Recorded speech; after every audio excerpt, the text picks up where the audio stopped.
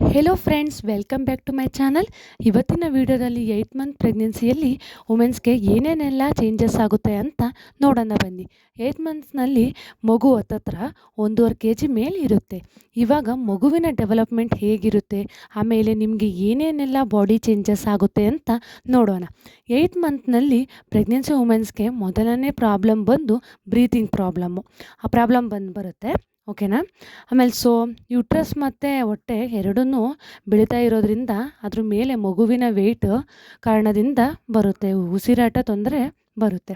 ಸ್ವಲ್ಪ ಕಷ್ಟ ಆಗುತ್ತೆ ಆಗಾಗ ಅಷ್ಟೇ, ಕಂಟಿನ್ಯೂಸ್ಲಿ ಏನಿರಲ್ಲ. ಎರಡನೇ ಪ್ರಾಬ್ಲಮ್ ಬಂದು UTI, ಯೂರಿನರಿ ಟ್ರ್ಯಾಕ್ ಇನ್ಫೆಕ್ಷನ್. ಮಗುವಿನ ಬೆಳವಣಿಗೆಯಿಂದ ಮಗುವಿನ ತೂಕ ಬಂದು ನಮ್ಮ ಒಂದು ಕಿಡ್ನೀಸ್ ಮೇಲೆ ಪ್ರೆಷರ್ ಬೀಳುತ್ತೆ. ಹಾಗಾಗಿ ಯೂರಿನ್ ಆವಾಗವಾಗ ಬರೋದು, ನೀವೇನಾದರೂ ಸ್ಟಾಕ್ ಇಟ್ಕೊಂಡ್ರೆ ಬ್ಯಾಕ್ಟೀರಿಯಾ ಇನ್ಫೆಕ್ಷನ್ ಆಗೋದು, ಯೂರಿನ್ ಪಾಸ್ ಮಾಡಬೇಕಾದ್ರೆ ಉರಿ ಫೀಲ್ ಆಗೋದು, ಆಮೇಲೆ ಕೆಳ ಹೊಟ್ಟೆ ನೋವು ಬರೋದು, ಇದೆಲ್ಲ ಆಗುತ್ತೆ. ಆಮೇಲೆ ಯೂರಿನ್ ಪಾಸ್ ಮಾಡಿದ್ಮೇಲೆ ವೆಜೈನಾ ಕೂಡ ಪೇಯ್ನ್ ಕಾಣಿಸ್ಕೊಳ್ಳುತ್ತೆ.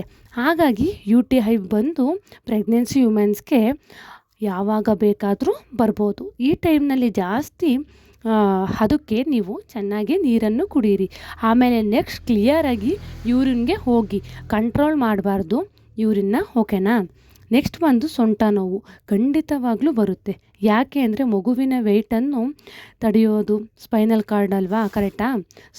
ಬೆನ್ನೋವು, ಸೊಂಟ ನೋವು ಅನ್ನೋದು ನಿಮಗೆ 8 ಮಂತ್ನಲ್ಲಿ ಖಂಡಿತ ಇರುತ್ತೆ, ತುಂಬಾ ಇರುತ್ತೆ. 8 ಮಂತ್ ಅನ್ನೋದು ಒಂದು ರೀತಿ ಜರ್ನಿ ಪ್ರೆಷರಾಗಿರುತ್ತೆ, ಹೊರಕ್ಕೆ ಕಷ್ಟ. ಸೊಂಟ ನೋವು, ಕಾಲು ನೋವು ಎಲ್ಲ ವಿಪರೀತವಾಗಿ ಇರುತ್ತೆ. ಸೊಂಟ ನೋವಿಗೆ ಏನು ಮಾಡಬೇಕು ಅಂದರೆ ಕ್ಯಾಲ್ಶಿಯಂ ರಿಚ್ ಇರೋ ಆ ಥರ ಫುಡ್ಸ್ನ ನೀವು ತೊಗೋಬೇಕು. ಆಮೇಲೆ ಚೆನ್ನಾಗಿ ಮಲ್ಕೋಬೇಕು ಸ್ಟ್ರೈಟಾಗಿ, ಜಾಸ್ತಿ ಬೆನ್ನಿನ ಮೇಲೆ ಭಾರ ಬಿಡಬೇಡಿ, ಓಕೆನಾ. ಸ್ವಲ್ಪ ಸೈಡಿಗೆ ಮಲ್ಕೋಬೇಕು. ಆ್ಯಂಡ್ ನೆಕ್ಸ್ಟು ಕಾಲು ನೋವು ಕೂಡ ಖಂಡಿತವಾಗ್ಲೂ ಇರುತ್ತೆ. ಸ್ವಲ್ಪ ವಾಕ್ ಮಾಡಿದ್ರೆ, ಸ್ವಲ್ಪ ಏನಾದರೂ ಮನೇಲಿ ಕೆಲಸ ಮಾಡಿದ್ರೆ ಕಾಲು ನೋವು ಜಾಸ್ತಿ ಆಗುತ್ತೆ. ಯಾಕೆ ಅಂದರೆ ಮಗುವಿನ ತೂಕ ಹೊರೋದು ಕಾಲಲ್ವಾ. ಆಮೇಲೆ ನೀವು ಓಡಾಡ್ದಾಗೆಲ್ಲ ಸ್ಪೈನಲ್ ಕಾರ್ಡು ನೋವು ಬರುತ್ತೆ. ಯಾಕೆ ಅಂದರೆ ಮಗುವಿನ ಭಾರ ಹೊರುತ್ತೆ ಅಲ್ವಾ, ಪ್ರೆಷರ್ ಅನ್ನೋದು ಸ್ಪೈನಲ್ ಕಾರ್ಡ್ಗೂ ಕಾಲ್ಗೂ ಬೀಳುತ್ತೆ ಅಲ್ವಾ. ಅದಕ್ಕೆ ನೀವು ಕ್ಯಾಲ್ಶಿಯಂ ರಿಚ್ ಇರೋ ಥರ ಫುಡ್ಸ್ನ ತಗೊಳ್ಳಿ ಚೆನ್ನಾಗಿ. ನೆಕ್ಸ್ಟ್ ಬಂದು ಹೊಟ್ಟೆ ಟೈಟ್ ಆಗುತ್ತೆ, ಬಿಗಿ ಆಗುತ್ತೆ.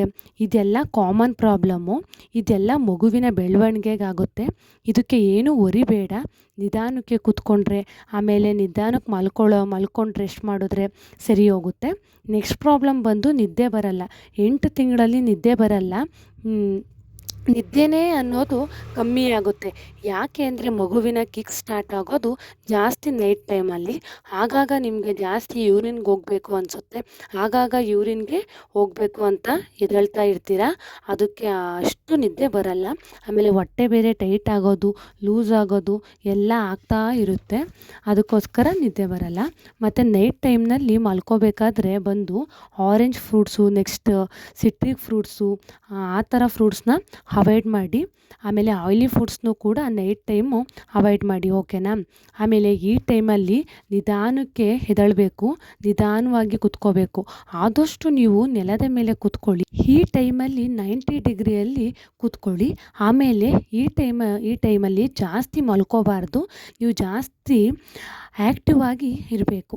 ನೀವು ಆ್ಯಕ್ಟಿವ್ ಆಗಿದ್ದರೆ ಮಗು ಚೆನ್ನಾಗಿ ಬೆಳೆಯುತ್ತೆ.